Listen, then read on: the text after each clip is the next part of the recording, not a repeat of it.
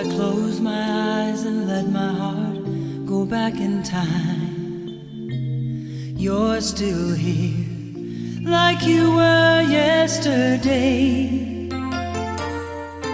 I can make your heart stand still. I'm the only one who ever will. You never left and you never went away. 자, 그러면 이 광합성의 명반응을 수행을 하기 위해서 각각의 이 광수용체 또는 이 색소, 광색소들이 어떤 식으로 이제 조직이 되어 있으면서 어떤 방식으로 빛 에너지를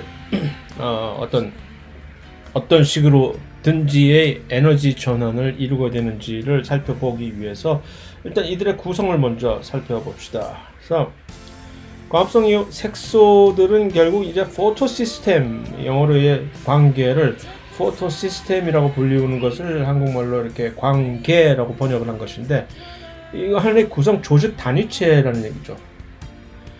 이들은 전부 그러니까 엽록체 막에 그 다일라코이드 막 안에 이제 붙박이처럼 박혀 있다는 얘기이고, 결국 이 색소, 엽록소 등지, 엽록소 또는 카로티노이드 등들의 이 색소들과 그것들의 구조와 기능을 이제 원활하게 안정화시켜주고 보완해주는 또 다른 단백질 복합체들이 합쳐서 안에 광계라는 것을 구성하는 것입니다. 그래서 그 장소는 지금 언급했듯이 사일라코이드의 막의 안에 내재를 하는 것이고, 그래서 그 광계 색소들은 이제 어떤 식으로 구성이 되어 있느냐 하면 마치 여왕벌과 여왕벌을 보조해주는 일벌처럼, 마치 그런 식으로 비유가, 이것이 뭐 적절한 비유인지는 잘 모르겠으나, 그래서 중심에 있는 대장격인 리액션 센터라고 합니다. 이것을 번역을 굳이 한다면 반응 중심 또는 작용 중심이라고들 흔히 얘기를 하는데, 영어로 리액션 센터라고 하는 여왕벌 구실을 하는 이 빛을 받아들여서 실제적으로 그 안에서 빛을 흡수한 그 에너지가 어떤 특정한 전자를 활성화, 고에너지 전자로 흥분 상태를 이루게 할 수 있는 능력을 직접적으로 가지고 있는 그 색소를 반응 중심 또는 작용 중심이라고 얘기를 합니다. 그 다음에 그 주변에 빛은 그러니까 색소들이니까, 이 관계 색소들이니까 모두가 각각 개인적인 그 색소들이 같은 엽록소들입니다. 그러니까 그 엽록소들 중에서도 특별하게 어떤 하나의 엽록소 분자가 바로 반응 중심 구실을 하는 것이고, 그 나머지들은 마치 일벌들처럼 이 반응 중심으로 갔다가 빛 에너지, 자기들이 흡수한 빛 에너지를 전달해주는, 직접적으로 자기의 전자가 흥분된 상태로 이런 방식으로 해서 빛은 세상 만물을 비추지만 그 빛을 받고서 중구난방으로 이들이 자기의 전자를 흥분 상태로 이렇게 올리는 것이 아니라 전부들 한 곳에 몰아주면서 선택과 집중을 여기서 수행을 할 수 있게 되는 것입니다. 그래서 이 그들에게 전자를 가져다 주는 집광복합체 또는 광수학계라고 해석을, 한국말 해석을 이렇게 약간 헷갈리게 해 놓으니까, 어쨌든 영어로는 Light Harvesting Complex라고 해서 LHC. 그래서 이들은 정체가 뭐냐면 일종의 안테나, 같은 색소이긴 하나 직접 반응을 하는 것이 아니라 그 반응을 빛을 받아다가 전달을 해주는 안테나 구실을 한다고 해서 이들을 안테나 피그먼트라고 얘기를 합니다. 그래서 LHC는 뭐라고? Light Harvesting Complex. 그러니까 여기서 그대로 번역하면 집광 복합체 또는 광수학회 뭐 이렇게 한다는 얘기입니다. 그래서 그림으로 좀 더 보면, 그림으로 보면 조금 더 이해가 쉬울 수가 있겠는데, 그러니까 리액션 센터 구실을 하는 이 중앙에는 한 쌍의 엽록소예요.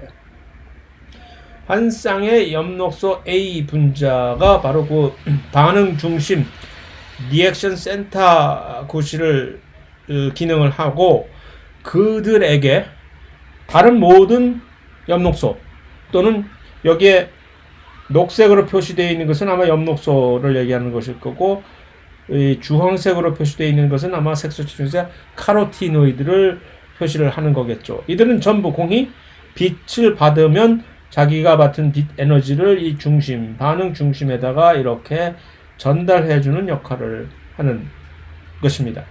그래서 그런 식으로 해서 빛들이 들어오면은 이것을 이제 이 단면 사일라코이드의 내막에 이제 이런 식으로 붙박이로 이 내재되어 있는 그 뭐라고 하나, 집광 복합체와 반응 중심들을 이런 식으로 이제 수직으로 배열되어 있는 것을 표현하는 것으로서 이들이 빛을 이런 식으로 전달해주면 이 반응 중심에서 드디어 그 빛 에너지를 받아서 전자가 언급을 했던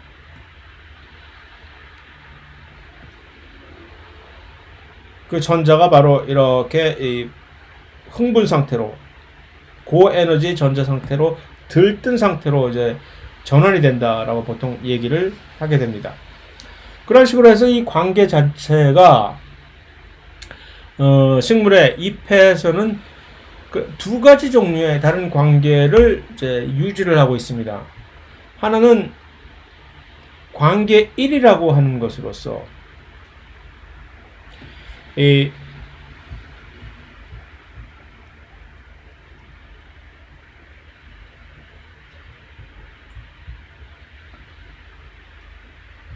어디 좀 더 자세하게는 안 나와 있나? 이게 오케이. 좋아요.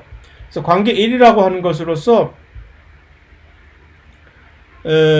이들은 반응 중심에 있는 엽록소 A, 그 쌍의 엽록소 A가 그 파장을 한 이제 빛을 흡수하는 최적 파장이 700나노미터라고 이제 밝혀졌습니다. 그래서 이들의 이름을 P700에다가 이제 라이트 하베스팅 컴플렉스 1이라고 해서 이들이 하나의 조직을 이루면 이것을 관계 1이라고 해서, 다시 정리하면 이 관계 1의 반응 중심의 엽록소 A는 700나노미터에 있는 적색광을 최적으로 흡수를 하게 됩니다.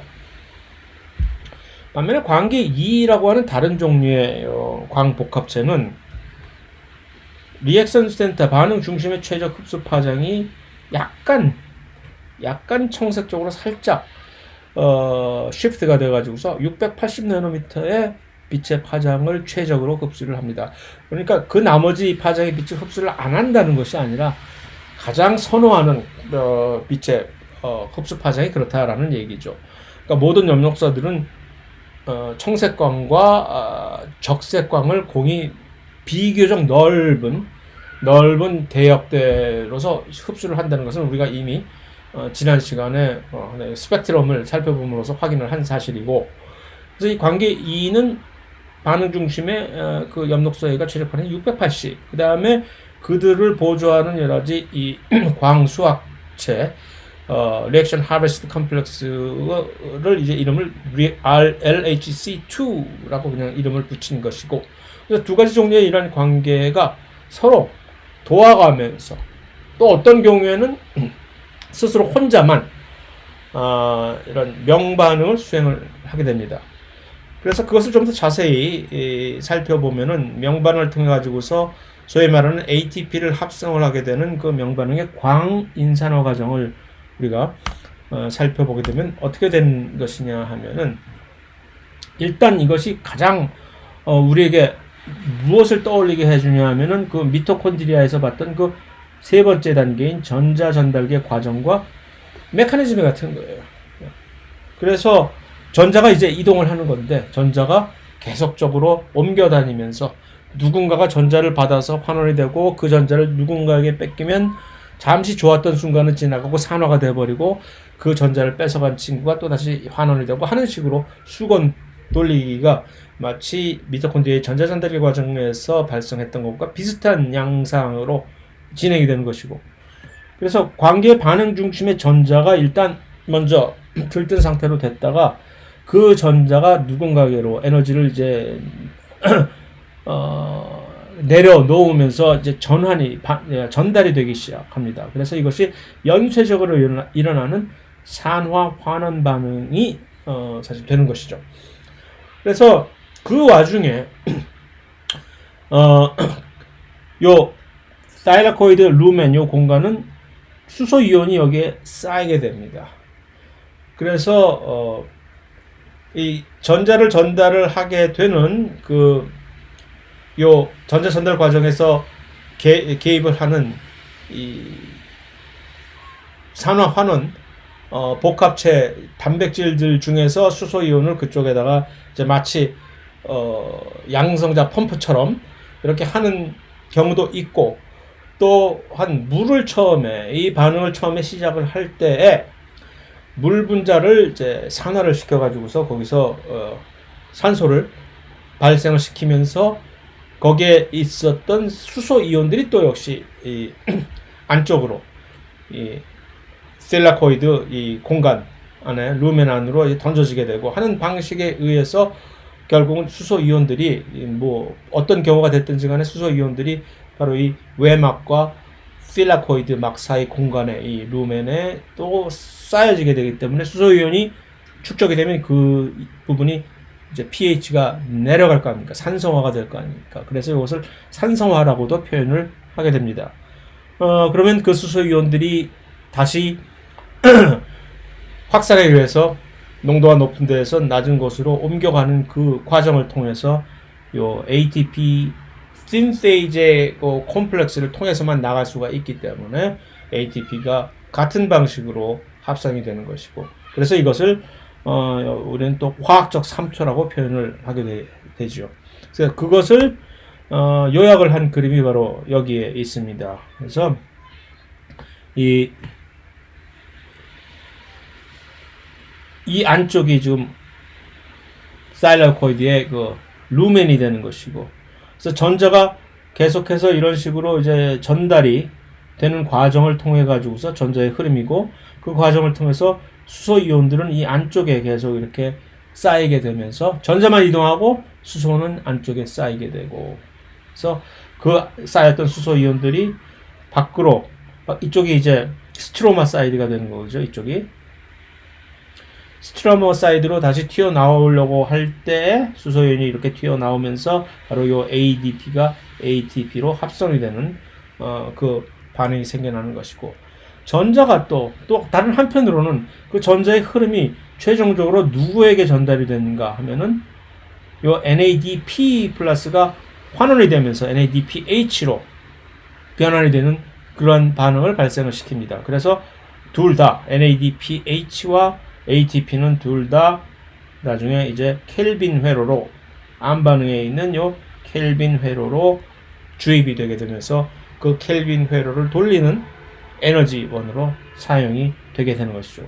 그랬을 때 여기서 우리가 확인을 할 수 있는 요 그림에서 또 한 가지 확인을 할 수 있는 사안은 여기에 관계 1이라고 하는 것이 있고, 관계 2라고 하는, 그러니까 680과 P680과 P700 반응 중심을 각각 가진 두 개 서로 다른 관계가 이 전자의 흐름에 있어서 둘이 같이 협동을 해서 이 전자를 흐르게 한다는 사실이 이 그림에서 확인이 될 수가 있겠죠. 그래서 이 산화적인 광인산화 과정에 수소 이온들이 이렇게 쌓이는 과정과, 그러면서 요 ATP 합성 효소, ATP 신세이제를 통해서 이 수소 이온들이 튀어나갈 때 발생되는 요 그림, 이거 미토콘드리아에서 발생했던 것과 100% 동일한 그런 메커니즘이 여기서 보이는 것입니다. 그래서 지금 보여진 그림 자체는 원래 이제 다시 정리하자면 이것을 비순환적인 광인산화 과정을 얘기합니다. 그래서 관계 2와 관계 1이 같이 이것을 연동을 해서 수행을 하는데 왜 이것을 비순환적인 광인산화라고 얘기를 하냐면 전자가 반응 중심이 지금 두 개가 좀 같이 연류가 되어 있잖아요. 둘 다 같이. 그랬을 때 이것이 관계 1이 됐든 2가 됐든 그 반응 중심에서 둘 다 빛을 동시에 받을 거 아닙니까? 한쪽만 빛을 에너지를 받아서 전자가 들뜬 상태로 되는 게 아니라 두 전자가 각각에 있는 반응 중심에 있는 전자가 에너지를 받고서 들뜬 상태로 평 하고 올라가는데 그럼 그 들뜬 상태에 있는 전자가 다른 옆에 있는 그 전자 전달 효소들에게 전달이 되는 과정에서 이제 산화하는 반응이 계속해서 진행이 되는 것인데 문제는 내가 잃은 전자, 그 에너지를 받고 집 나간 전자, 이 두 반응 중심에 있어서 내 전자 어디 갔노 돌리도 할 때 그 전자를 채워주게 되는 내가 집 나간 전자가 다시 귀가해서 잘못했어야 하고 돌아온다면은 그것이 순환적인 광인산화가 되지만 원래 갔던 녀석이 제자리로 돌아오는 것이지만 이것은 그것이 아니라 마치 우리가 RTK 리셉터 타이로신 카이네이즈의 경우에서 관절이 굽지 않아서 서로에게 떠먹여주는 인산화를 하는 것과 비슷한 방식으로 내가 뺏긴 건 관계 1의 입장에서는 내가 잃어버렸던 이 전자를 관계 2에서 원래 관계 2에서 들뜬 상태로 있던 전자가 이렇게 이 전자가 전달이 되는 과정을 통해 가지고서 흘러 들어와서 결국은 나의 빈 공간을 채워주게 되는 거죠. 네. 그럼 관계 2는 어떻게? 내 전자는 누가 채워주나요?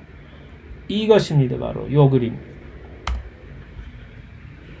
관계 2가 있고 이제 관계 1이 여기 있죠. 빛은 둘 다 받았으니 전자가 여기서도 전자가 여기서도 평 하고 좀 튀어나가 버립니다. 자, 내가 잃어버린 전자. 이 전자가 지금 흘러 계속 우여곡절 끝에 전달이 돼서 관계 1로 가가지고서 관계 1이 지금 빈 공간을 채워주게 됩니다. 그럼 관계 1의 경우에서는 뭐 아무런 불만사항이 없죠. 어쨌든 내가 잃어버린 전자 누구가 됐던 간에 하나 채워줬으니까 오케이, no problem, 됐어. 하지만 내가 나에게서 달아났던 이 전자는 NADP가 NADH로 환원이 되는데 사용이 되어버린 이미 잃어버린 자식이 되어버리는 겁니다. 그러면 내 경우는 이제 관계 2의 경우는 어떻게 되느냐? 그럼 내 뺏긴 전자는 누가 채워줄 것인가? 내가 있잖아. 여기서 바로 물을 이용해가지고 너 물 좀 일로 와. 잠깐만 하고서 뚝 끊어버리는 거죠. 그러면 여기서 전자를 뺏어가지고서 그러니까 물에서 전자를 뺀다는 얘기는 이게 그러니까 얼마나 어려운 얘기라는 얘기죠. 산소가 움켜쥐고 있는 물이라는 얘기는 거의 전자가 모두 산소에게 지금 가 있는 상태 아니에요. 서로 같이 공유결합하자고 이 선량한 수소를 속여놓고서 산소가 혼자서 거의 전자를 다 독차지하고 있는 그런 상황인데 여기서 그들에게서 전자를 뺏어간다는 것은 엄청난 포스가 엄청난 내공이 아니고서는 도저히 할 수가 없었던 일인데 그러니까 산소는 그냥 닭 쫓던 개 모양 내 전자를 감히 누가 가져갔어? 하고서 멍한 상태에서 산소 기체가 되어버리는 것으로서 방출이 되어버리는 겁니다. 덕택에 우리가 숨을 쉬고 있는 것이고 그러면 여기에 이 수소는 이제 그 공간을 내막과 외막 사이에 실라코이드 루멘을 산성화시키기 위해서 던져지게 되는 것이죠. 이게. 그래서 문제는 어쨌든 요는 여기서 이 관계 2에서 잃어버린 전자는 물이 채워주는 것입니다. 그 덕택에 산소가 발생하는 것이고 그러니까 광합성에서 관계 1과 2가 있지만 그 둘 중에 산소를 발생시킬 수 있는 그런 능력을 가지고 있는 관계는 사실 관계 2뿐입니다. 그래서 이 비순환적인 광인산화는 다시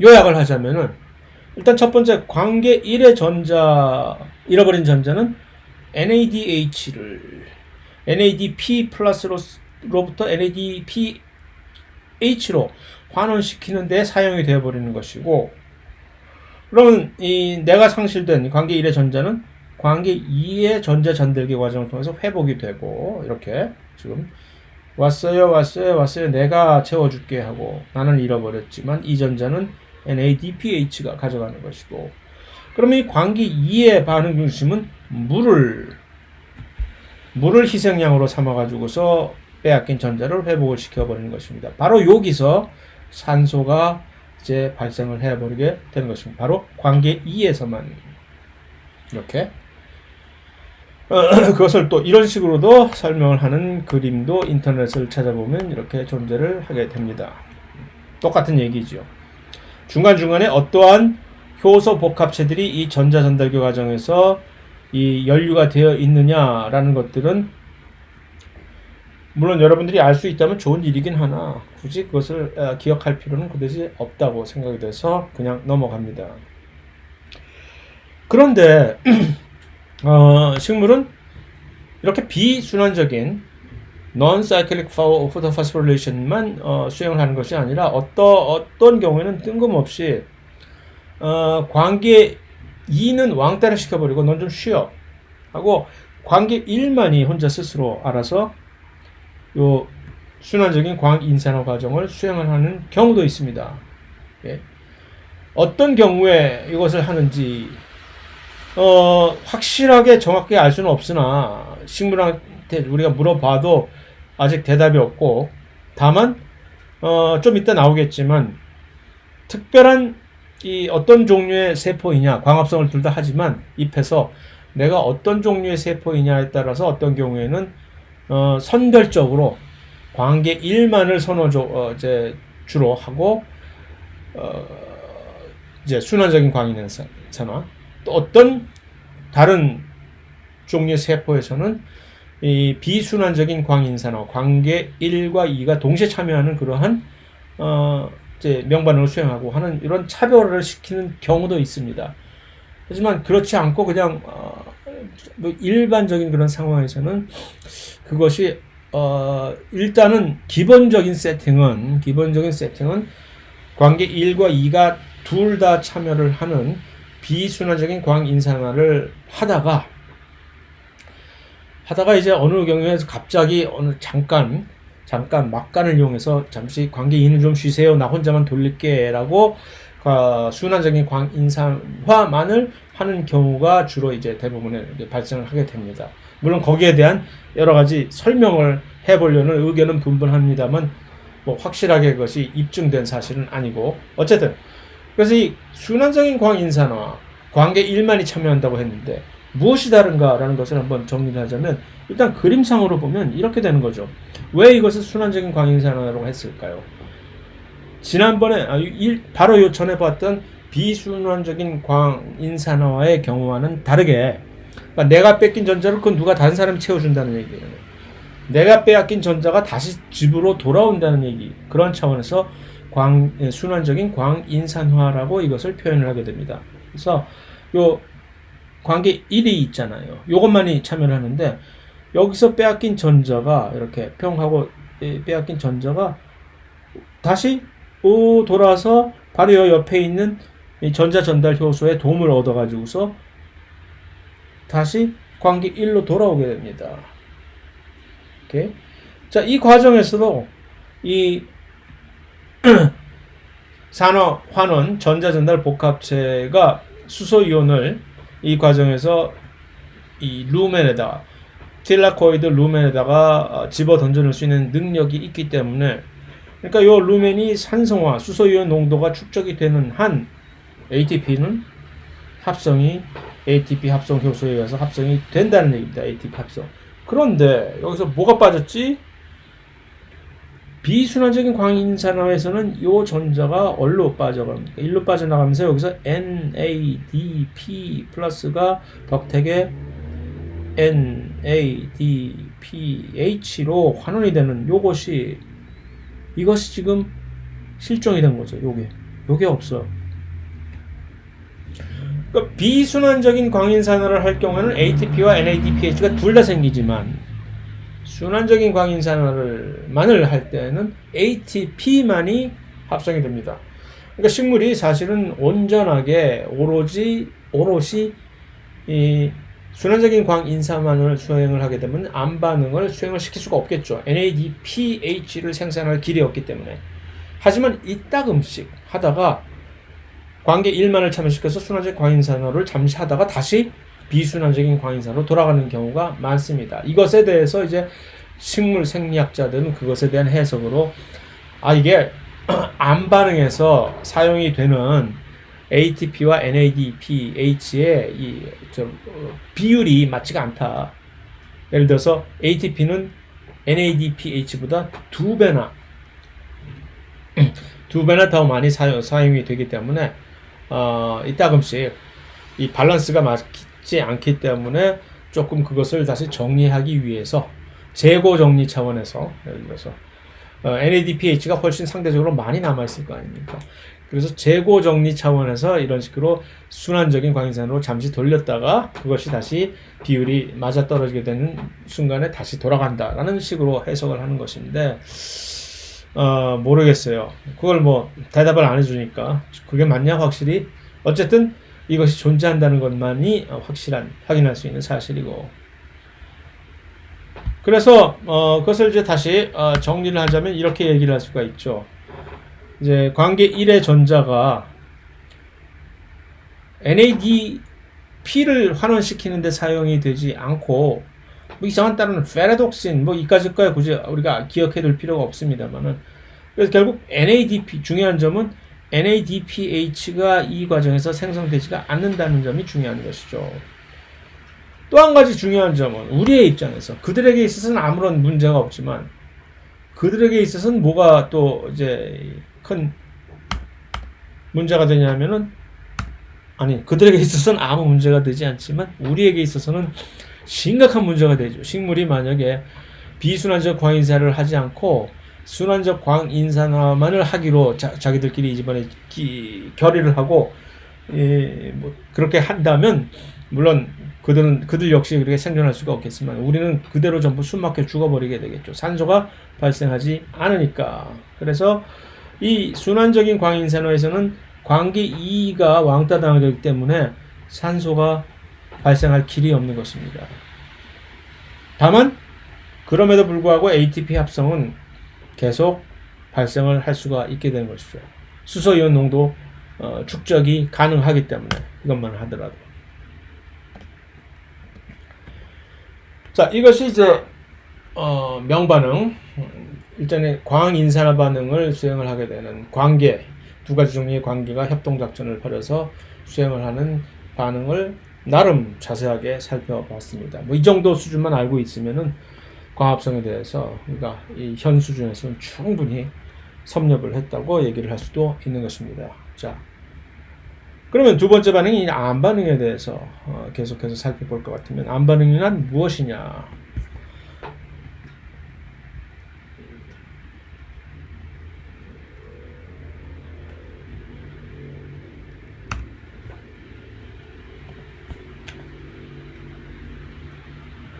자, 일단 이산화탄소를 이 대기 중의 탄소라는 얘기는 이산화탄소라는 얘기죠. 암 반응에서 일어난다는 얘기는 이 이산화탄소를 그래서 이것을 탄소 동화작용이라고 얘기를 하는 것이고 포도당 합성을 원래 사실은 이 아까 얘기했듯이 요 켈빈 회로라고 암 반응에서 발수행이 되는 요 켈빈 회로가 돌아가면은 어떤 산물이 뿅뿅 튀어나오냐면 직접적인 산물은 포도당이 아니라 원래 삼탄당인 PGAL이라고 하는 삼탄당이 이름 포스포글라이세릭 애시드 알데하이드, 포스포글리세라이드 알데하이드라고 하는 PGAL이라고 하는 삼탄당이 요거 두 개가 이제 합쳐지면 글루코스로 포도당으로 이제 전환이 되는 것인데 요것이 만들어지는 것이 사실은 암 반응의 직접적인 결과입니다.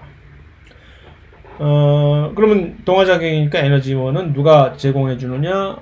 명반응에서 생겼던 ATP와 NADPH를 에너지원으로 사용을 하게 되고 그것이 수행이 되는 장소는 스트로마이다라는 얘기였고 자, 그래서 사실 이 켈빈 벤슨 사이클이라고 하는 이 암반응의 이 과정은 사실은 지금 여기에 나와 있는 것보다 훨씬 복잡한 화학 반응이고, 생화학 책을 여러분이 혹시 기회가 있어서 뒤져보신다면은 엄청나게 복잡한 화학 반응이긴 하나, 사실은 따지고 보면 굳이 뭐 그렇게 복잡한 여러 개 화학 반응을 우리가 다 알 필요도 없을 뿐더러, 주요 그래서 요지가 뭔데 하면은 이것은 사실 생화학 책에서도 이런 식으로 가르치고 있는 것인데, 이 켈빈 벤슨 사이클의 정체를 사실 따지고 보면은 무엇을 하고자 하는 것이냐면은 세 개의 단계로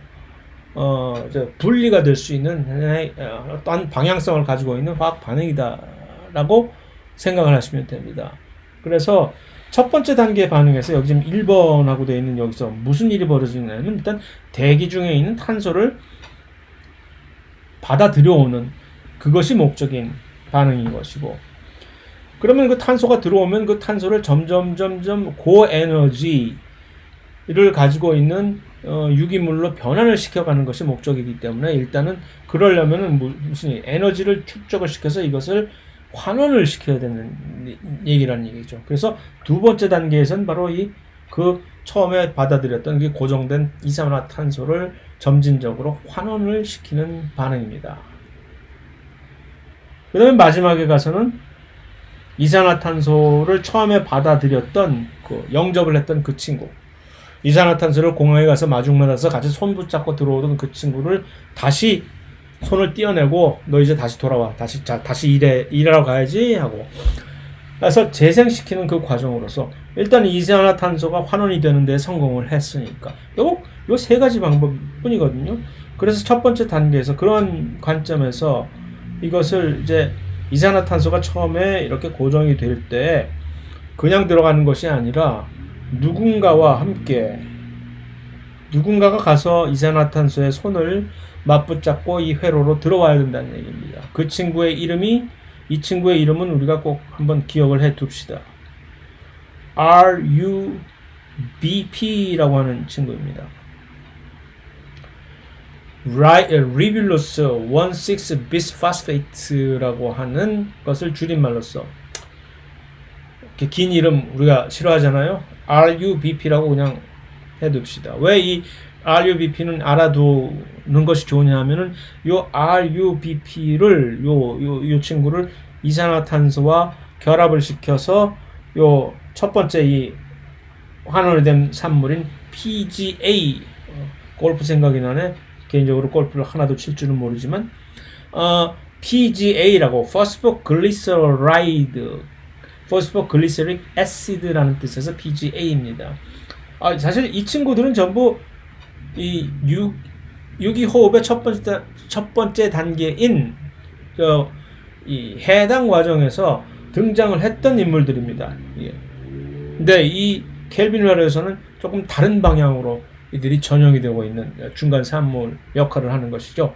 그래서 이산화탄소를 받아들여서 이게 지금 몇 탄당인고 하니 RUBP가 씌워보세요. 1탄당, 2탄당, 3탄당, 4탄당, 5탄당. 탄소 5개를 가지고 있는 5탄당입니다. 여기에 이산화탄소가 하나가 들어가니까 이제 6탄당이 돼야 된단 말입니다. 근데 요 PGA는 3탄당이죠. 그러면 그 얘기는 6탄당을 만든 다음에 곧바로 제비다리를 분지르듯이 똑 반으로 잘라서 두 개의 3탄당으로 만든 다음에 각각의 3탄당을 이런 식으로 계속해서 환원을 시키는 겁니다. 환원을 시킨다는 얘기는 에너지를 주입을 해야 된다는 얘기죠. 거기서 여기에 이제 바로 ATP도 필요하고 NADP, H도 필요하고, 이렇게 해서 최종적으로 이렇게 나가도 좋은 엑시산물이라고 얘기를 할 수가 있죠. 출구 전략이 확실하게 이제 확립이 된 거죠. 그래서 아까 얘기했던 파스포글리세라이드 알데하이드라고 하는 PGAL이라고 하는 이것에 비해서 한 단계 더 환원이 된 상태의 산물이죠. 이것으로 이제 돌려서 내보내는 겁니다. 내보낸 다음에 다시 여기서 이산화탄소를 새롭게 맞이할 수 있는 RUBP를 우여곡절 끝에 화살표가 몇 개가 있죠 여기? 단번에 이렇게 전역이 된다는 얘기는 아닌 뜻이죠. 그래서 다시 재생 RUBP를 재생시켜서 다시 이산화탄소를 받아들이고 하는 이 순환이 계속 뺑뺑이 돌리기가 계속되는 거죠. 이 과정에서 요 켈빈 벤슨 사이클 한 번을 이제 그래서 요 하나 세 개의 3탄당인 아니 세 개의 탄소를 가지고 있는 3탄당인 PGAL 하나를 밖으로 빼내기 위해서는 그러니까 요 회로가 3번이 돌아가는 거죠. 그래야만 안에 있는 중간에 원래 기존에 이 일을 하던 산물들은 하나도 다치는 일 없이 그냥 들어왔던 이산화탄소에 들어있는 탄소만을 어떤 식으로 다른 식으로 전용시켜서 빼버리는 결과를 초래할 수 있으니까. 그래서 요 하나를 위해서 3개의 이산화탄소가 들어가면서 3개의 RUBP가 딱 이들과 맞이를 결합을 하게 되면은 PGAL이라고 하는 입장에서 보면은 6개의 PGAL이 만들어질 것이고, 그렇죠? 그러면 그 중에서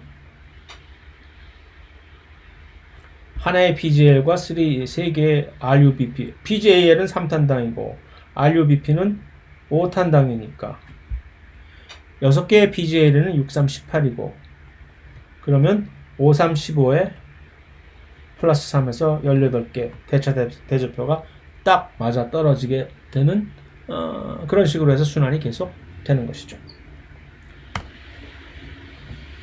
그래서 그렇게 해서 계속 돌리면서 이제 녹말이 이제 일단 그런 식으로 만들었던 PGAL은 금방 포도당으로 변환이 되고 포도당이 전구체죠. 일종의 인산기가 하나 붙은 그것이 이제 녹말을 만드는데 직접적으로 참여하게 되는 것이고 그러한 축적이 된 녹말은 스트로마에서 저장이 되게 됩니다.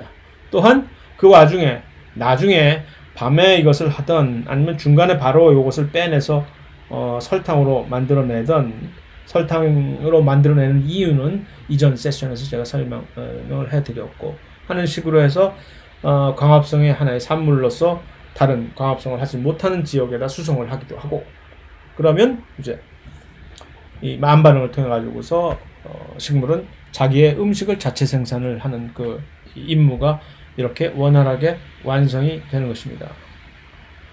그래서 이것 때문에 녹말과 설탕 둘 다 공히 식물만이 만들 수 있는 탄수화물이 바로 이러한 연유로 이렇게 생기는 것이고 이들의 이 용도가 각각 다른 것이기도 하고요. 녹말은 저장용으로 마치 동물에서 글리코겐이 잉여 포도당의 저장 산물인 것처럼 다만 동물의 경우에서는 이 운반을 전문으로 하는 이 설탕이 전혀 합성이 되지 않고 있다는 사실이 다른 점이고. 자, 그러면 이번에는 무엇을 살펴볼 것인가 하면은 광호흡이라는 것을 한번 살펴봅시다. 아니, 광호흡이란 뭐냐? 식물도 물론 호흡을 하지요.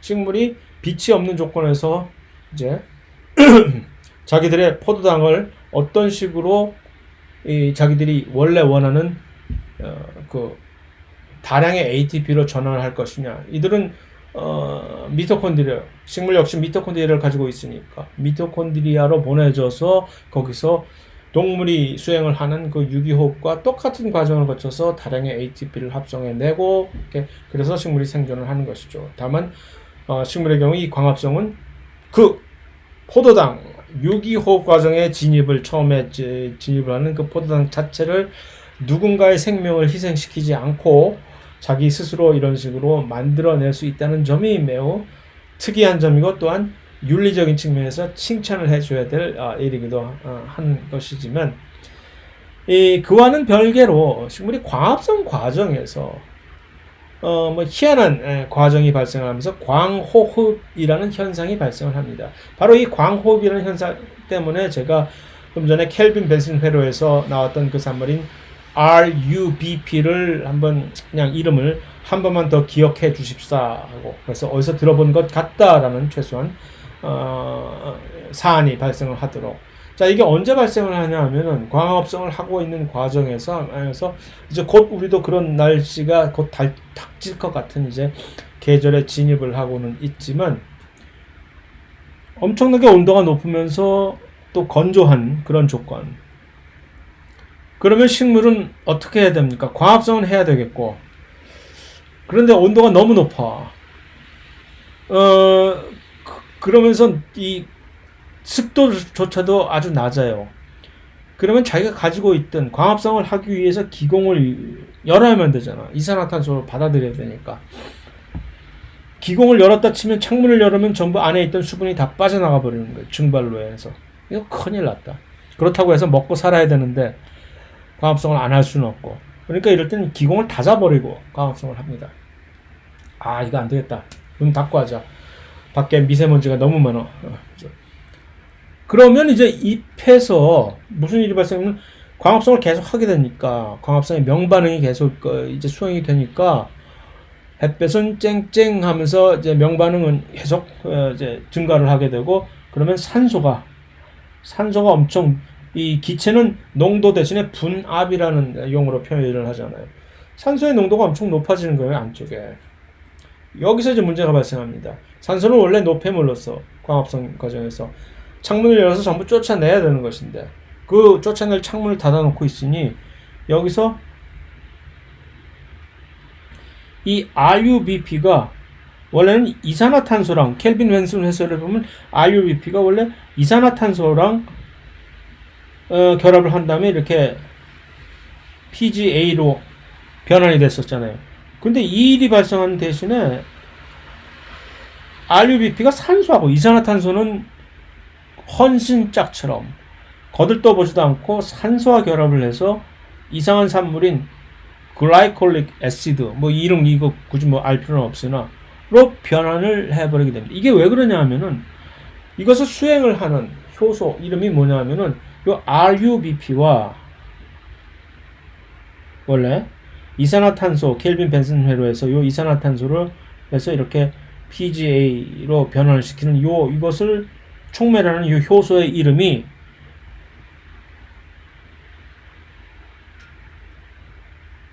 루비스코라고 하는 효소입니다. 리뷸루스 16 비스파스페이트 카르복실레이즈라고 하는 걸 줄여서 루비스코라고.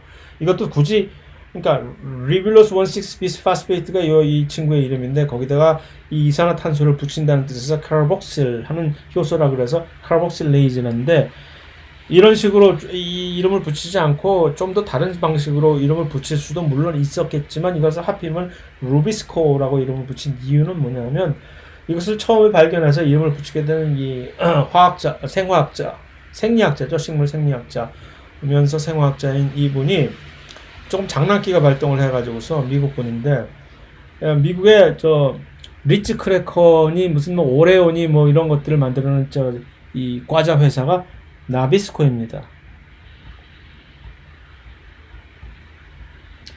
이 회사 본인이 개인적으로 무슨 오레오 쿠키나 리츠 크래커를 나처럼 되게 좋아했었나 보지.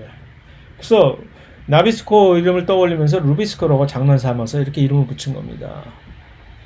그래서 이름이 루비스코인데 이름 귀엽죠? 근데 이 루비스코라고 하는 이 효소가 아주 문제야입니다. 이 친구가 원래 정상적으로 이산화탄소와 결합을 해서 이렇게 하려고 이제 만들어준 것인데 산소의 분압이 조금만 높아도 딴 생각을 품고서 이 루비스코가 이것을 거들떠보지 않고 산소와 붙어서 이런 식으로 이것이 바로 광호흡이라는 것이 발생하는 이제 근본적인 원인이 되는 것이고, 그렇죠? 그러니까 문제는 이 루비스코가 이제 좀 제대로 효소가 우리가 봤잖아요.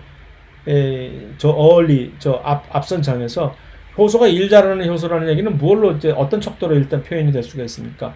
얼마나 적은 농도의 기질, 여기서 기질은 이산화탄소 또는 이산화탄소인데 얼마나 적은 기질로도 이 일을 원활하게 수행을 할 수 있냐가 얼마나 좋은 능력이 있는 효소이냐라는 것을 이제 표현하는 척도로서 보통 사용이 되는데 그런 관점에서 볼 때 이 루비스코는 엄청나게 능력이 없는 효소라는 얘기죠. 그러니까 이 루비스코어가 제대로 일을 하려고 만들어주기 위해서는 이산화탄소의 분압이 엄청나게 높아야 그제서야 일을 좀 해볼까. 근데 이제 이산화탄소의 분압이 상대적으로 이 산소에 비해서 막 떨어지게 되는 이런 상황에서는 얘가 갈등을 하면서 혹시 하고 딴 마음을 품고 이제 산소와 붙어서 이렇게 된다는 얘기죠. 생산성에 이건 엄청난 큰 피해를 식물의 입장에서 볼 때는 뭐 그까지 모두 마찬가지지만 그 식물을 우리가 이렇게 이용을 해먹는 사람의 입장에서 볼 때도 이 루비스코는 엄청 골칫거리가 아닐 수 없습니다. 좀 어떻게 좀 해봐. 너 때문에 루비스코가 좀 다른 효소만큼 다른 효소의 반만 따라가는 그런 이 능력을 가지고 있어도 이런 문제는 발생하지 않고 우리도 훨씬 더 높은 생산성을 이제 즐기면서 우리의 농사를 지을 텐데. 그래서 사실 연구가 어떻게 하면 이 루비스코의 활성을 훨씬 더 높일 수 있는 제네틱 엔지니어링에 의해서 루비스코의 활성을 높여보겠다는 그런 노력이 사실은 엄청나게 많이 이제 수행이 되고 있습니다. 방금 얼마 전에 이혼을 한 빌 게이츠하고 멜린다 역시 그래서 이 분야에 요 루비스코의 활성을 높이는 방식을 통해서 세계 식량 생산을 이렇게 높이는 그런 방향의 연구에 엄청나게 많은 돈을 그 재단에서 멜린다 앤 빌 그 무슨 재단이라고 있잖아요. 거기서 엄청난 많은 돈을 계속해서 투자를 해 주었었고, 투자라기보다는 그냥 기여를 뭐라 그러지 그거를 기부를 해 왔었던 것이고, 어쨌든 이 광업은 뭐냐 하면은 그래서 이런 식으로 켈빈 회로가 못 돌아갑니다. 광호흡이 발생하면 이런 고온 건조한 조건에서. 그러면 켈빈 회로의 운명은 어떻게 되느냐? 나중에 물론 정상적으로 돌아오긴 하죠. 옆에서 이런 식으로 이 염록초에서 켈빈 회로가 못 돌아가고 막 헤매고 있으니까 주위를 안타깝게 하고 있잖아요. 그래서 보다 못한 주위에 있는 미토콘드리아와 페록시좀들이 제발 왜 그래, 내가 좀 도와줄게 하고 이렇게 도와줘가지고서 다시 이 글라이콜릭 애시드가 다시 이제 변환이 돼가지고서 켈빈 회로로 다시 돌아오게 됩니다. 그래서 PGA 형태로 다시 들어가서 켈빈 회로가 우여곡절 끝에 돌아가기는 하나, 이런 식으로 에너지 측면에서 엄청난 낭비가 되는 것이죠. 이것을 하기 위해서 그 P 같은 NADP와 H와 ATP를 소비를 하게 되고, 또한 훨씬 더 큰 문제는 받아들여 마신 50%의 탄소를, 요즘같이 더더군다나 대기 중에 탄소를 지금 니들이 열심히 일을 해서 대기 중에 있는 탄소를 이산화탄소를 조금이라도 다시 빨아들여야 할 때 이런 짓 하고 있으면 니들이 되겠니? 이런 엄청난 에너지 낭비가 되는 것이기 때문에 그렇게 되면 식물의 입장에서도 사실은 이것을 어떻게 해서든지 좀 없애보려고 나름대로 고민을 했었겠죠. 그래서 식물 역시 이 문제다, 이거 좀 어떻게 좀 해보자 해서 진화를 한 식물들이 있는 겁니다. 그러니까 어떻게 해야 될까? 내가 식물로서 고온 건조한 조건만 생기면 이렇게 내가 문을 닫아버려야만 되는 어쩔 수 없는 이 숙명 때문에 광업이 발생한단 말이야. 이 에너지의 이 낭비를 나도 눈 뜨고는 도저히 볼 수가 없는 상황이다 라고 하면은, 일단 목표는 어떻게 해서든지 이산화탄소의 상대적인 농도를, 분압을 이 안에서, 그러한 조건 안에서도 높일 수 없을까? 라는 것이 이제 목표가 되는 것이고, 그것을 위해서 다양하게 진화를 하게 된 식물들이 나타나게 됐습니다. 그래서 첫 번째 그룹인 그러한 방향으로, 방향으로 진화를 한 식물들이 C4 식물이라고 얘기를 합니다. 여기 보이는 옥수수 대표적인 C4 식물들입니다. 그 다음에 파인애플도 대표적인 C4 식물입니다. 두 번째는 C4하고는 조금 약간은 같은 듯 다른 듯. 요약하자면 C4 식물들은 이 이산화탄소의 상대적 분압을 공간적 차이를 이용을 해서 상대적인 분압을 광합성을 수행을 하는 암반응을 수행하는 그 장소에서 훨씬 높이려고 하는 것에 성공을 한 그룹들이고, 이것을 이 캠 식물이라고 하는 또 다른 선인장들이 바로 이 캠 식물의 대표적인 얘들인데, 이들은 이것을 공간 대신에 시간적인 차이를 둬서 시간차를 두면서 수행을 함으로써 이산화탄소의 상대적 분압을 높이는 데 성공을 한 식물들입니다. 또는 이 세상엔 이렇게 딱 이렇게 부러진 그런 것들이 없듯이 이거 아니면 저거 아니라 이거도 되고 저거도 되고 해서 이걸 둘 다 혼합을 해서 사용하게 된 그런 식물도 발견이 되고 있고, 그래서 일단 C4 식물들이 무엇을 하는 친구들인지 한번 봅시다. 공간적인 분리라고 얘기를 했잖아요. 탄소 고정을 하는 이 장소와 첫 번째 탄소를 이산화탄소를 받아들이는 장소와 그 받아들여진 이산화탄소를 이용을 해서 실제적인 요 켈빈 회로를 돌리는 장소에 공간적으로 이것을 분리를 시켜 놓는 겁니다.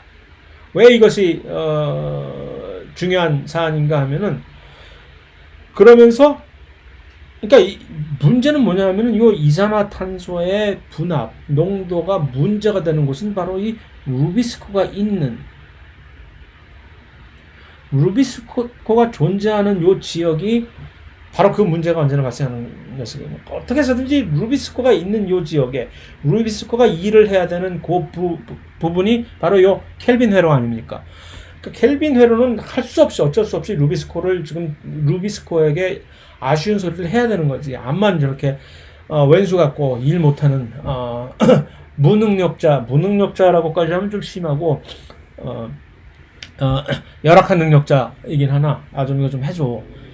그러면 나 이산화탄소 농도가 높지 않으면 나 못해 일을. 알았어 내가 어떻게 해줄게. 이렇게 해야 될 거 아니에요. 그래서 그 이산화탄소의 분압을 요 친구가 있는 거에서는 집중적으로 몰아주기만 하면 되는 거지. 그러니까 처음에 이산화탄소 들어올 때는 그 지역에서 산소와의 이 상대적으로 분압이 조금 낮다 하더라도 이들을 어떻게 해서든 농축을 시켜서 요 켈빈 회로가 돌아가는 요 지역에다가는 이산화탄소를 많이 갖다가 주면 되는 겁니다. 그러니까 두 가지 종류의 세포를, 이러한 식물은 이 C4 식물이라고 하는 이유가 있습니다.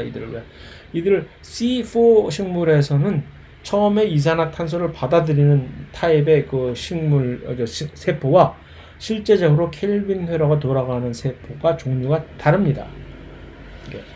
그래서 바로 그 다른 것이, 하나의 종류의 세포는 여육세포라는 것이 여기 있고, 원래 봤잖아요. 여육세포는 이미 이전에 우리가 봤던 그 안에 엽록소들이 즐비하게 있어갖고 거기서 이 광합성이 수행이 되는 그런 잎에서 세포들을 여육세포라고 하잖아요. 그런데 이 C4 경로를 수행하는 이제 식물들에서는 여육세포에다가 추가적으로 다발초 세포라는 번들시스 셀이라고 영어로 얘기를 하는데, 여육세포는 메소필 셀이라고 했잖아요. 메소필.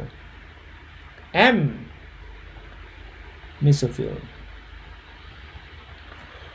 이 다발초 세포, 번들시스 셀의 이제 한국말 번역이 또 이제 기가 막힌 게, 어떤 책에 보면 이것을 다발초 세포라고 하고, 어떤 교과서에서 보면 이것을 유관속초 세포라고 합니다. 도대체 어느 장단에 춤을 추라는 얘기인지, 어쨌든 그게 둘 다 똑같은 얘기인데, 다발초 세포와 유관속초 세포 하나로 좀 통일 좀 하지. 그래서 이제 이 번들시스 세포라고 하는, 혹자는 다발초, 혹자는 유관속초라고 이름을 하는 요 세포가 새롭게 여기 생겨난 겁니다. 그래서 사실 켈빈 회로가 돌아가는, 실제적으로 암반응이 수행되는 켈빈 회로가 돌아가는 곳은 이 C4 식물에서는 다발초 세포입니다. 원래 정상적으로 다른 이 표준 식물에서 광합성이 둘 다 명반응과 암반응이 둘 다 수용이 됐던 여육세포에서는 더 이상 암반응은 거기서 일어나지 않고 명반응만 일어나게 됩니다. 그래서 일단 여육세포를 먼저 봅시다. 그러니까 여기서는 이제 암반응이 일어나지 않는다는 얘기입니다. 그러니까 요 C4 식물에서 여육세포에서는 루비스코가 없습니다. 루비스코 대신에 그럼 누가 창문을 열어라 하고 창문을 열고 이산화탄소가 들어오면 원래 루비스코가 가서 이산화탄소를 딱 마중을 하게 되는데 그 대신에 PEP 카르복실화 효소라는 PEP 파스피놀 파이루베이트라고 하는 PEP 이거 최종 산물입니다. 어디? 저기에 해당 과정에 최종적인 산물이에요. 그래서 최종 산물은 물론 파이루빅 애시드입니다만은 그 최종 산물인 피루부산을 만들기 바로 전 단계의 물질이 바로 PEP거든요. 이 파스피놀 파이루베이트에다가 이산화탄소를 부착을 시킬 수 있는 능력을 가진 효소가 PEP 카르복실화 효소라고 하는 그 이름입니다. 어쨌든 효소의 이름이 중요한 것이 아니라 루비스코가 없다는 게 중요한 거죠. 루비스코 대신에 딴 친구가 이름이 뭐가 됐든 개똥이가 됐든 무슨 PP 카르복실화 효소가 됐든 이 친구가 가서 이산화탄소를 마중 나가서 원래 루비스코가 이산화탄소와 결합을 하게 되면 3탄당짜리 PGA가 만들어졌잖아요. 켈빈열에서. 그런데 이 PP 카르복실화 효소에 의한 이 반응은 이산화탄소와 결합시켜서 파스피놀 파이루빅 애시드가 원래 3탄당이잖아요. 이것도. 여기다가 이산화탄소 하나 붙여서 4탄당을 만들어내는 겁니다. 그 4탄당의 이름이 옥살아세트산입니다. 옥살로 아세테이트. 이거 어디서 봤죠? 구연산 회로에서 중간산물이 옥살로 아세테이트가 하나 있었잖아요. 그래서 이 옥살로 아세테이트를 만들어 놓은 다음에 이것이 나중에 또 다른 산으로 바뀐 다음에 다시 실제로 켈빈 회로가 돌아가는 세포 뭐라고? 이 유관속 초세포 또는 다발 초세포라고 하는 그쪽으로 보내져 가지고서 거기서 다시 이제 3탄당으로 돌변해서 켈빈 회로로 돌아가게 되는 겁니다. 자, 이 명반응은 일어납니다. 여기서 명반응이 일어났는데 명반응은 여기서 비순환적 광인산화에 의해서 수행이 됩니다. 자, 비순환적 광인산화 뭐가 됐죠? 산소가 발생하잖아요. 자, 산소가 발생하면은 그 높아지는 산소의 이제 분압 농도에 의해서 켈빈 회로가 광호흡으로 들어갈 확률이 높아지지만 여기서는 아무런 그런 걱정이 없죠. 왜? 루비스코가 없는데 켈빈 회로 안 돌아가는데. 그러니까 얼마든지 안심하고 산소를 마구마구 생산을 내는 비순환적인 광인산화를 돌릴 수가 있다는 얘기죠. 여기서. 그래서 그런 식으로 여육세포는 이 C4 식물에서 여육세포는 이렇게 이것을 반응을 수행합니다. 자, 여기서 왜 이들이 C4 식물이라고 불리게 되는지가 바로 요 옥살로 아세테이트. 이것이 바로 C4 아니. 바로 이것 때문에 C4 대사 경로라고 얘기하고 C4 경로라고 이것을 이름을 짓고 이러한 반응을 가지고 있는 식물들을 옥수수, 사탕수수 같은 주로 고온 건조한 저쪽 남쪽 지방에서 주로 무럭무럭 잘 자라는 식물들이 바로 이런 C4 대사 경로를 가지고 있는 식물들이 되는 것이죠. 자, 그러면 일단 그렇게 한 다음에 무엇이 아까 그 옥살 아세트산은 일단 다발초 세포로 보내지는 과정에서 바로 전에 이것이 말산이라고 하는 말릭 애시드, 말산으로 변하게 됩니다.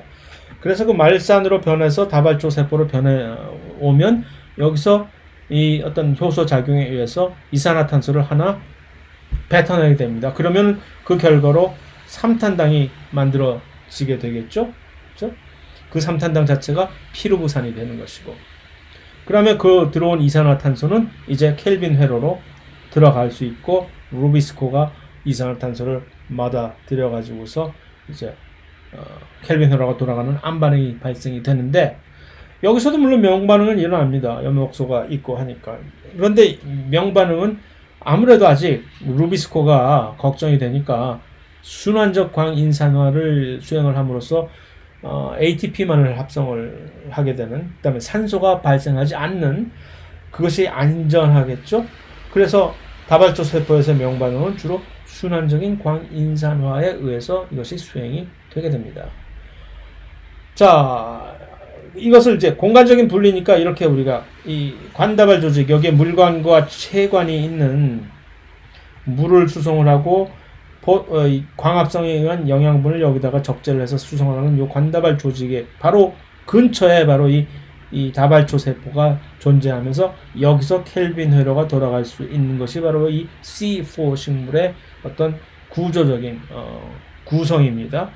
이 중간은 이렇게 여기에 처음에 C4 경로에서 처음에 이산화탄소를 맞이하게 되는 요 엽육세포에서는 PEP 카르박실화 효소가 이산화탄소를 받아들이고, 이것이 첫 번째로 4탄당인 옥살 아세트산이 만들어지고, 이것이 곧바로 말산으로 변화하게 되고, 그 변환된 말산이 이제 다발초 세포로 보내지면서 여기서 다시 피루부산 재생, 그래서 다시 P로 변환, 인상기 하나 붙이면 되는 거니까 그 다음에 왔다 갔다 한다는 얘기죠.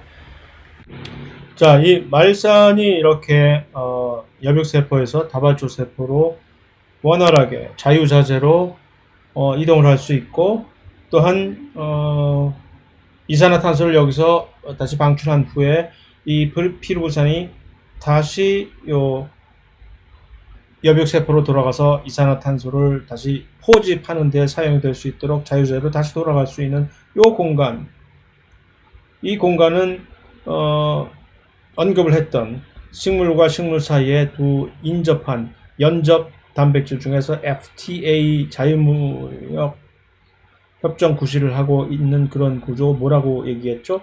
원형질 연락사.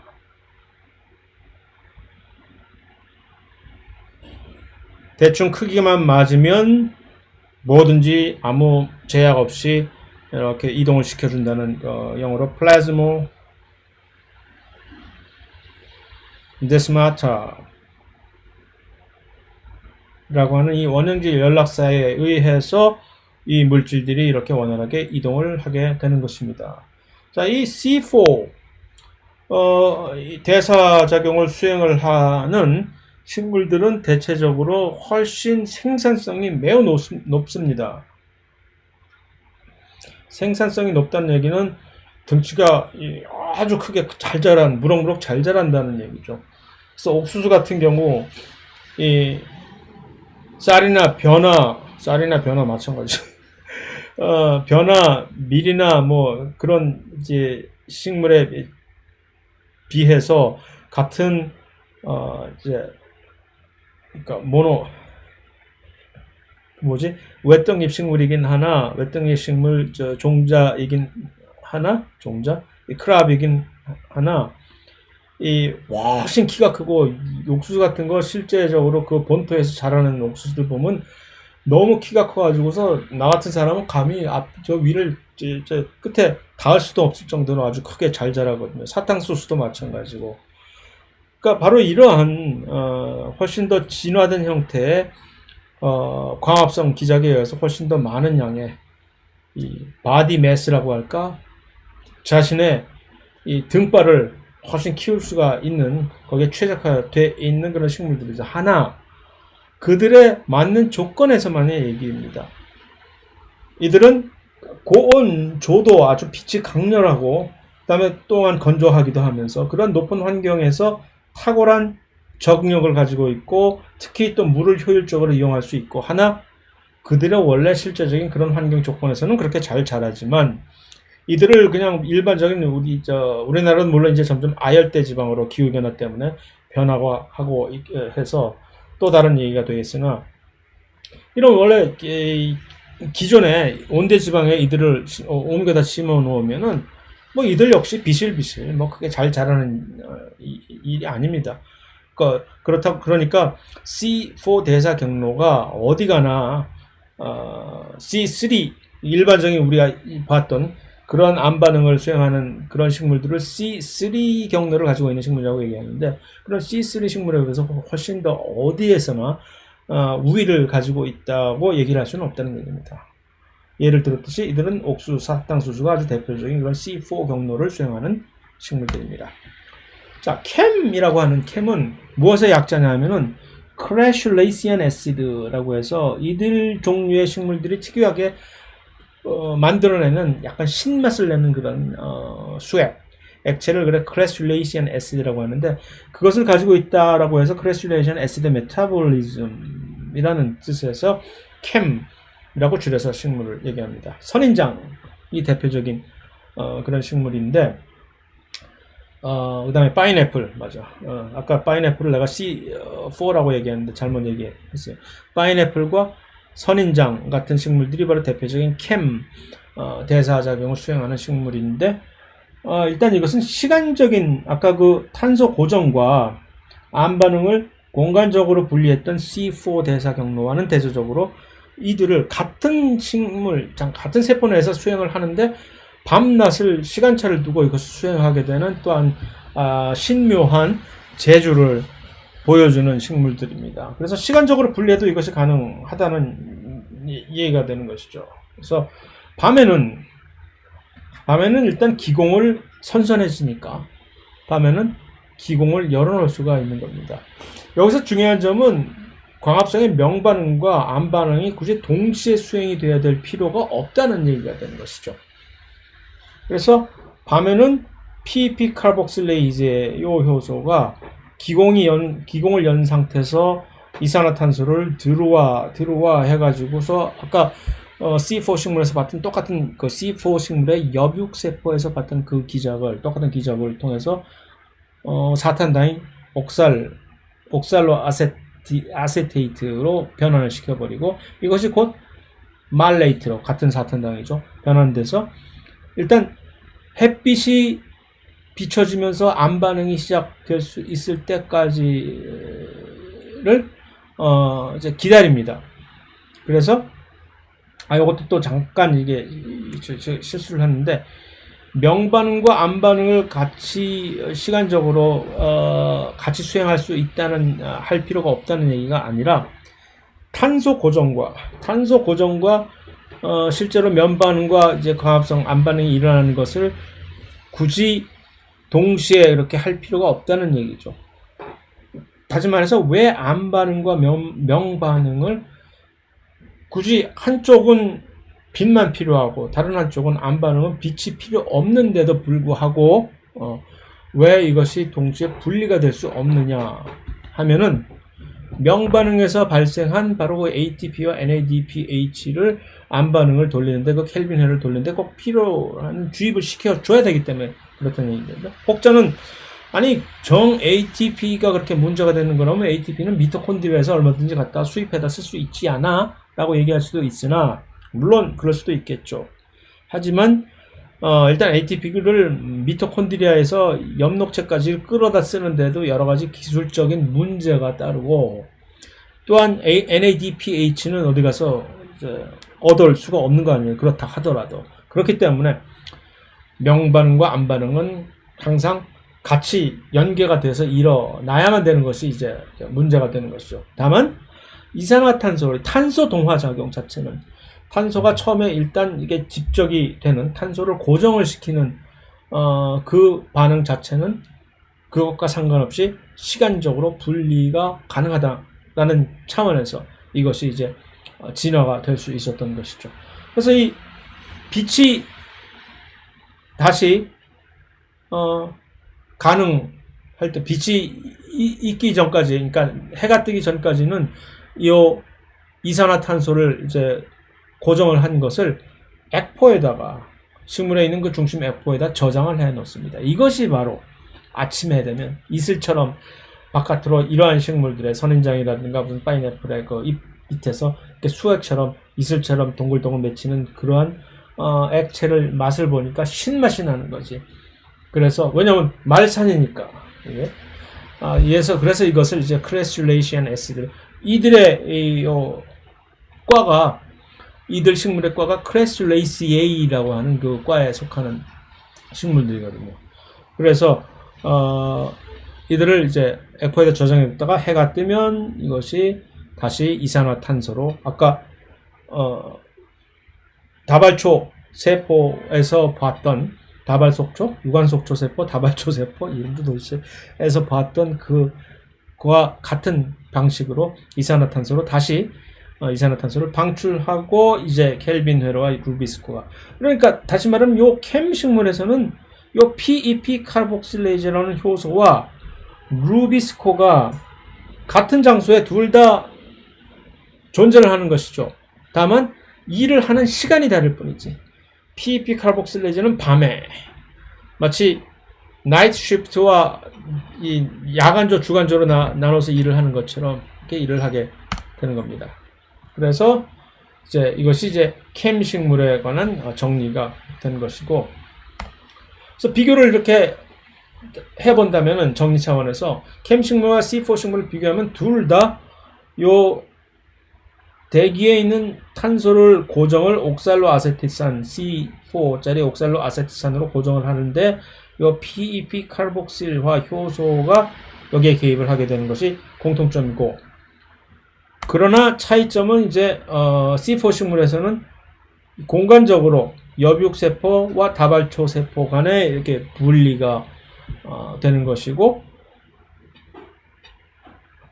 여육세포는 그러니까 결국 옥살로 아세트산의 저장 공간이 되고 원형질 연락소를 통해서 물론 옥살로 아세트산이 이제 말산으로 변하긴 하지만 다발초 세포로 옥살로 아세트산을 수성을, 옥살로 아세트산이 아니라 이것은 사실 말산이라고 사실은 얘기를 해야 좀 더 맞는 얘기입니다.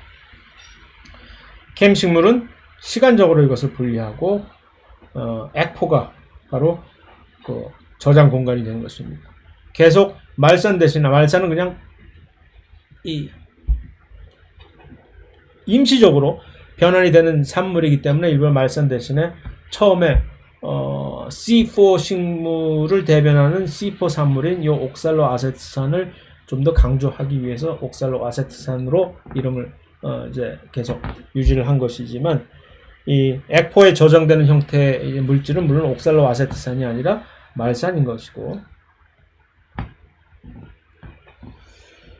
그래서 그것을 이제 이런 식으로도 이제 비교를, 원래 이 기본적인 광합성을 수행하는 C3 식물과 이제 진화 산물인 C4와 캠 식물들을 그러한 방식에서 이렇게 비교를 한 그림이기도 합니다. 그럼 이것은 여러분들이 한번 살펴보시면 혼자서 스스로 터득을 이해를 하실 수 있으리라 믿고, 마지막으로 이제 어떤 식물들은 이것이 혼합이 되는 그런 식물들이 있습니다. 조건에 따라서 facultative니까 난 굳이 경우에 따라서 캠으로 했다가 하는 그런, 그러니까 C3 식물인데 아주 조건이 좀 이상하게 열악하게 되면 야 이거 큰일 났다, 그럼 난 밤에만 이렇게 하지 하는 식으로 캠으로 전환을 해버리는 그런 식물도 있고, C4를 facultative로 이제 수행을 하게 되는 그런 식물도 있고, 그러면 이런 식물은 facultative C4라니 이게 도대체 무슨 소리야? 이런 식물도 그러니까 문제는 캠 식물에서는 같은 공간 내에서 이것이 시간적으로만 분리가 되는 거니까 아무 문제가 없는데, C4 식물의 대사를 수행하기 위해서는 두 가지 종류의 다른 세포가 미리 존재를 해야 되잖아요. 한쪽은 여육세포, 또 한쪽은 다발초 세포. 그러나 이러한 식물에서는 그러한 두 가지 종류의 세포가 있는 것이 아니라 한 세포 내에서, 이 그림에서 보듯이 한 세포 내에서 조건에 따라서 C4로 전환을 하고 이렇게 하기도 하고, 또 한 엽록체 내에서 이렇게 위쪽에서는